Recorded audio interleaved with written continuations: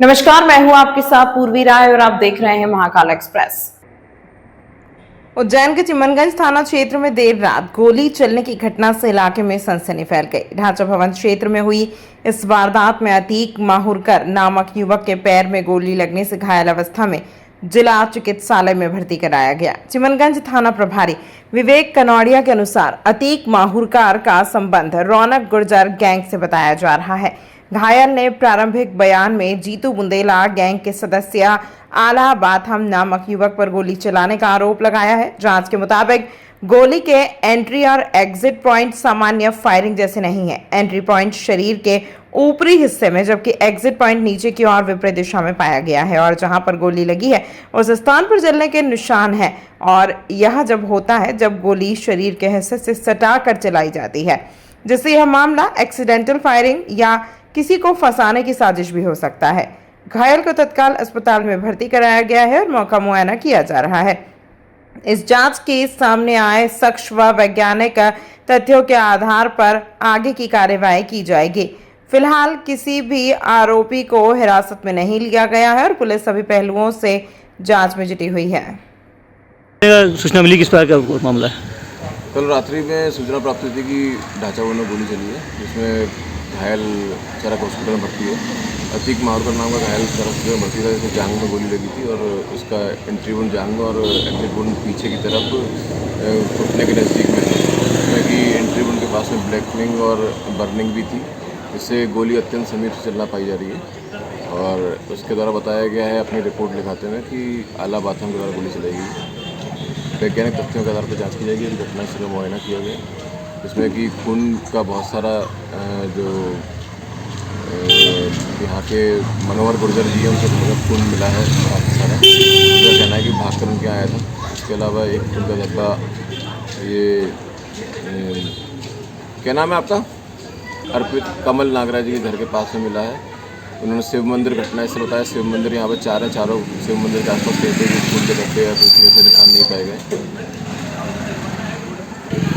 उपलब्ध होने वाले साक्ष्य और वैज्ञानिक तथ्यों के आधार पर अग्रिम कार्रवाई की जाएगी इस मामले में। रात में भाई फायरिंग हुई थी। कहाँ पे? अपना ये क्या नाम है, ज्ञानेश्वरी ब्रिज के वहाँ। क्या हुआ क्या था? कहीं नहीं, बस रास्ते में मैं जा रहा था घर की तरफ। हाँ। तो कुछ वो स्कूटी सवार युवक बाइक के स्कूटी पे थे। हाँ। उनने फायरिंग करी थी। किस लिए करी? कौन से पहचान रहे थे? पहचानने थे, अज्ञात में थे। बाकी वो उसके टेटू वेटू इनसे पुष्टि हो गई एक आध जने की। हाँ। कौन है? एक का नाम आला बाथम है। हाँ। बाकी का मेरे को अज्ञात नहीं। आगे वाला जो गाड़ी चालक है उसका ज्ञात नहीं।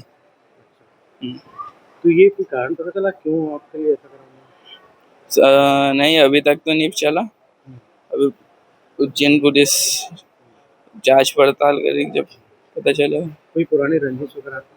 पुरानी रंजिश तो खैर अभी कुछ भी नहीं थी, अभी सब बढ़िया चल रहा था। बाकी वो वापस वही होने लग गया। तो आप जा कहाँ रहे थे? अभी मैं घर की तरफ प्रस्थान कर रहा था।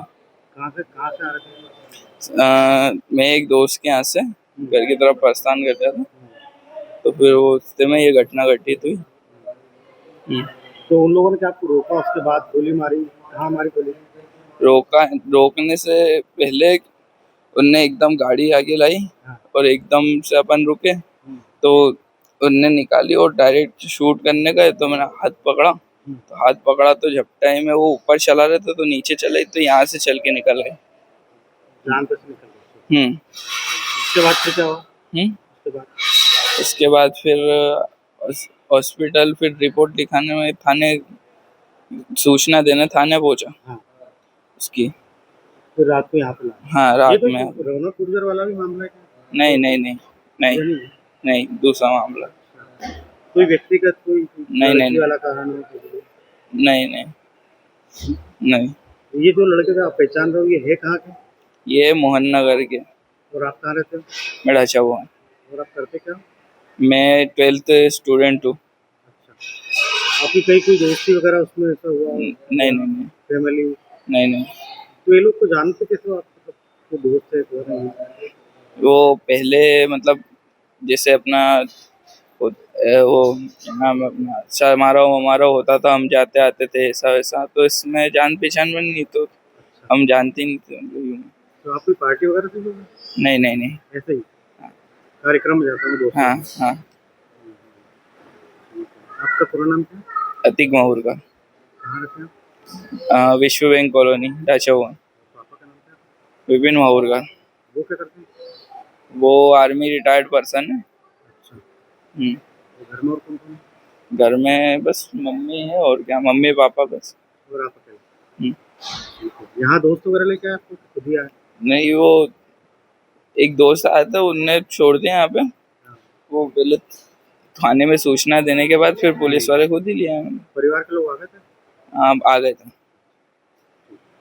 तो देर रात किस तरह की घटना सामने आई, तो क्या हुआ? आज रात में आतिक पिता विपिन माहौलकर 17 साल का एक बालक आया हुआ था और जिसको दाहिनी जांघ में उसने बताया कि सर किसी ने मेरे को यहाँ पे गन शॉट के द्वारा इंजरी की है। हमारे द्वारा जब उसका देखा गया तो उसको दाहिनी जांघ में गन शॉट की इंजरी थी और जिसको हमने प्राथमिक उपचार करके जिला अस्पताल में बीवाड़ में भर्ती किया है और उसका अभी इलाज चल रहा है। बाकी स्थिति सामान्य है और अभी खतरे की कोई बात नहीं है। अभी गोली मतलब लग के छूटे चले गए? गोली लग के दाहिनी जांघ में छू के निकल गई। आपका नाम? मैं डॉक्टर अजय डंडौती, जिला अस्पताल उज्जैन।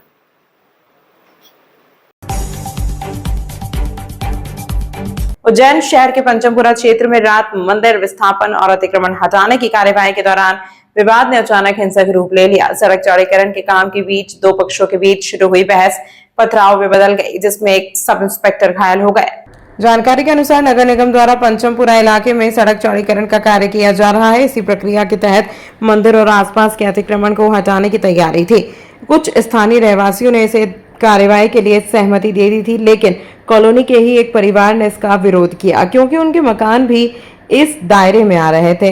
इसके बाद कार्यकर्ताओं ने कार्यवाही को रोकने की कोशिश की। इसी दौरान वे रहवासी भी मौके पर पहुंच गए जो पहले ही मंदिर विस्थापन के पक्ष में थे।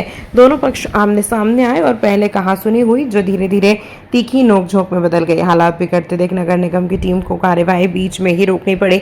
मौके पर मौजूद पुलिस ने तुरंत हस्तक्षेप कर दोनों पक्षों को अलग किया और स्थिति को नियंत्रित किया। इस दौरान पथराव में सब इंस्पेक्टर अंकित बनोद घायल हो गए, जिनका उपचार जारी है। वहीं मामले में सीएसपी दीपिका शिंदे ने बताया कि पंचमपुरा क्षेत्र में नगर निगम द्वारा सड़क चौड़ीकरण का कार्य किया जा रहा है। सूचना मिलने पर पुलिस मौके पर पहुंची और स्थिति को नियंत्रित किया। पूरे मामले की जांच की जा रही है और जो भी दोषी पाए जाएंगे उनके खिलाफ कार्रवाई की जाएगी। साथ ही क्षेत्र में दोबारा विवाद की स्थिति न बने, इसके लिए पुलिस बल तैनात किया जाएगा। पंचमपुरा क्षेत्र में नगर निगम द्वारा चौड़ीकरण का कार्य किया जा रहा था। उसी वक्त स्थानीय लोगों के बीच और नगर निगम के बीच कुछ विवाद हुआ। सूचना मिलने पर पुलिस मौके पर पहुंची और स्थिति को नियंत्रण में लिया। वहां जो भी घटना हुई है उसको लेके पुलिस जांच कर रही है। जिन लोगों द्वारा ये घटना घटित की गई है उनके खिलाफ कार्रवाई की जाएगी।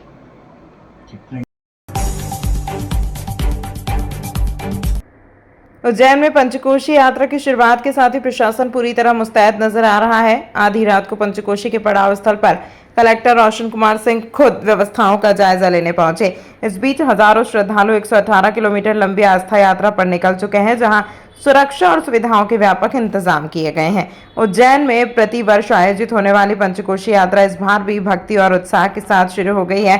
प्रारंभिक आंकड़ों के अनुसार करीब 50,000 श्रद्धालु यात्रा शुरू कर चुके हैं। कलेक्टर रोशन कुमार सिंह आधी रात को पंचकोशी यात्रा के पड़ाव स्थल पिंगलेश्वर पहुंचे और व्यवस्थाओं का जायजा लिया। यात्रियों ने व्यवस्थाओं पर संतोष जताया। कलेक्टर ने अधिकारियों को निर्देश दिए कि आगामी सभी पड़ावों पर भी इसी तरह व्यवस्थाएं बनाई रखी जाएं। एडिशनल एसपी आलोक शर्मा ने बताया कि यात्रा के दौरान सुरक्षा के व्यापक इंतजाम किए गए हैं। पुलिस लाइन और संबंधित थानों का बल तैनात है। ट्रैफिक व्यवस्था है और कहीं भी जाम की स्थिति नहीं है। जिला पंचायत सीईओ श्रेयांश कुमुट ने बताया कि इस बार यात्रा में ग्रामीण क्षेत्रों से बड़ी संख्या में श्रद्धालु शामिल हो रहे हैं। प्रशासन द्वारा चिकित्सा, पेयजल और भोजन की समुचित व्यवस्था की गई है। पूरी प्रशासनिक टीम मौके पर मौजूद रहकर यात्रियों को सहयोग प्रदान कर रही है। ताजपुर से आए श्रद्धालु गोकुल प्रजापति ने पंचकोशी यात्रा को बाबा महाकाल की बारात बताया। उन्होंने कहा कि यह करीब 118 किलोमीटर लंबी आस्था यात्रा है। यात्रा मार्ग के सिद्धेश्वर, त्रिवेणी, नलवा, अम्बोदिया डैम, कालिया देह, महल, जैथा, लुंडासा और पिंगलेश्वर जैसे सभी पड़ावों पर व्यवस्थाएं अच्छी हैं। श्रद्धालुओं के अनुसार यह यात्रा केवल धार्मिक अनुष्ठान नहीं बल्कि आस्था, संस्कृति और पारिवारिक परंपरा का एक महत्वपूर्ण हिस्सा है, जिसमें हर वर्ग के लोग भाग लेते हैं। पिंगलेश्वर में मिले भी क्या कुछ कितने यात्री पहुंचे और आगे किस तरह की व्यवस्था की गई है? जैसा आप देख पा रहे हैं, पंचकोशी यात्रा की शुरुआत हो चुकी है और सभी श्रद्धालुगण जो हैं पूरी श्रद्धा के साथ प्रतिवर्ष की तरह इस बार भी अपनी यात्रा को शुरू कर चुके हैं।